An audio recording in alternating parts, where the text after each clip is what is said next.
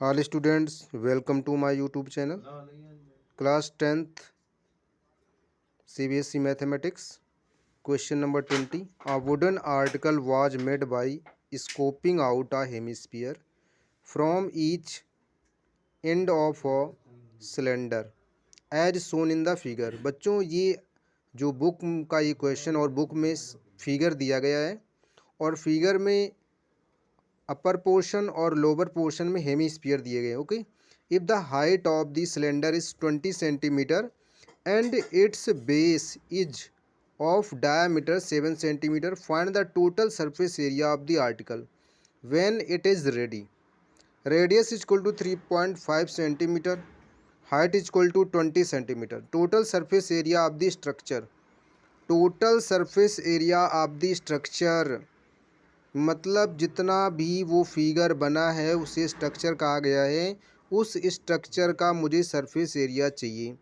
तो बच्चों उस स्ट्रक्चर का जो फिगर दिया गया है उस स्ट्रक्चर का सरफेस एरिया कैसे फाइंड आउट करेंगे। Curved surface area of the cylinder यानी सिलेंड्रिकल पोर्शन जितना उसका curved surface area, curved surface area of two hemisphere यानी अपर पोर्शन में हेमीस्फीयर बन रहा है और लोअर पोर्शन में हेमीस्फीयर बन रहा है। 2πRH plus upper surface 2πr² hemisphere और लोअर का कर्व्ड सरफेस एरिया 2πr²। यानी जब पूरा ये हेमीस्फीयर है इसलिए इसका 2πr² होगा। यदि मेरा पूरा जो होता है स्फीयर तो उसका 4πr² होता है। तो बच्चों इसको मैंने ऐड कर दिया। यहाँ पे वैल्यू आप लोग रख करके फाइनल सॉल्यूशन इसका निकालेंगे, ठीक है, और इसका कैलकुलेशन आप सभी लोग करेंगे। और मुझे उम्मीद है ये क्वेश्चन आप लोगों को समझ में आया होगा। अब क्वेश्चन नंबर हम 21 बताने जा रहे हैं।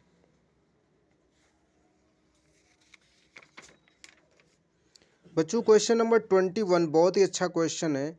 A solid is in the form of a right circular cone mounted on a hemisphere of radius of a hemisphere is 2.1 centimetre. बच्चों यहाँ पे देखो द रेडियस ऑफ हेमीस्फीयर कितनी है 2.1 centimetre and the height of the cone is 4 centimetre और कोन की height कितनी 4 centimetre the. The solid is placed in the cylinder tub.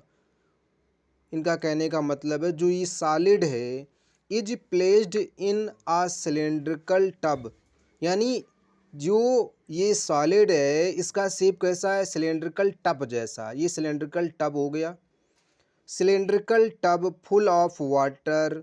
बच्चों ये सिलेंड्रिकल टब है, ये वाटर से फुल है यानी इसमें पानी भरा हुआ है।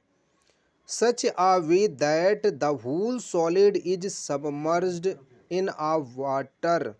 इनका कहने का मतलब है कि होल सॉलिड है इज सबमर्ज्ड इन वाटर, है ना, यानी इसमें पूरा वाटर मतलब सब solid is submerged in water यानी इसमें पानी भरा हुआ होल सॉलिड में।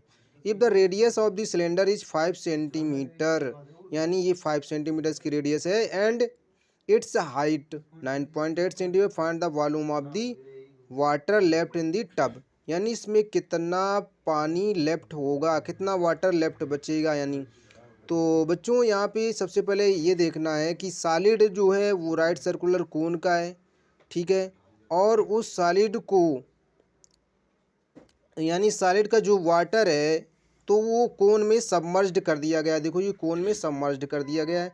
तो radius of the hemisphere this होगी, height of the cone 4 centimetre, ये height of radius of the cone 2.1 centimetre, volume of the solid.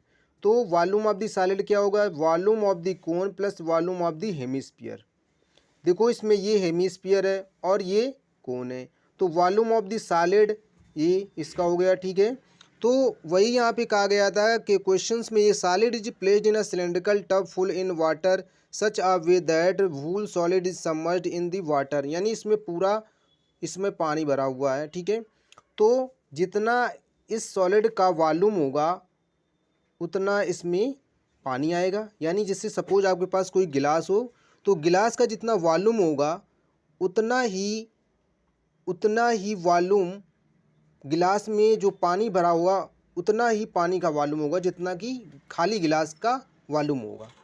उसी प्रकार से सॉलिड में भी है, जितना सॉलिड का वॉल्यूम होगा उतने वॉल्यूम ही इसमें पानी आ पाएगा, वही हमने यहाँ पे निकाला है। तो इस सॉलिड का वॉल्यूम हो गया, यही पानी का वॉल्यूम होगा, इसमें इतने लीटर इतने घन सेंटीमीटर पानी आ पाएगा। ओके, अब यहाँ पे हम निकालने जा रहे हैं वॉल्यूम ऑफ द सिलेंडर, यानी radius of the cylinder 5 centimetre, height 9.8, volume of the cylinder pi r square h, यहाँ पे वैल्यू रख दी, इसको सॉल्व किया। Volume of the water displaced, तो जो वॉल्यूम ऑफ द वाटर है, volume of the water displaced है ना, equal to volume of the solid, यानी इसका जितना वॉल्यूम होगा उतना, जितना इस सॉलिड का वॉल्यूम होगा उतना वाटर डिस्प्लेस्ड होगा, वॉल्यूम ऑफ वाटर डिस्प्लेस्ड है ना, यानी जितना इस सॉलिड का वॉल्यूम होगा उतना उतना ही इसमें पानी आ पाएगा, तो उतना ही वाटर का वॉल्यूम होगा। Volume of the water left in the circular tub,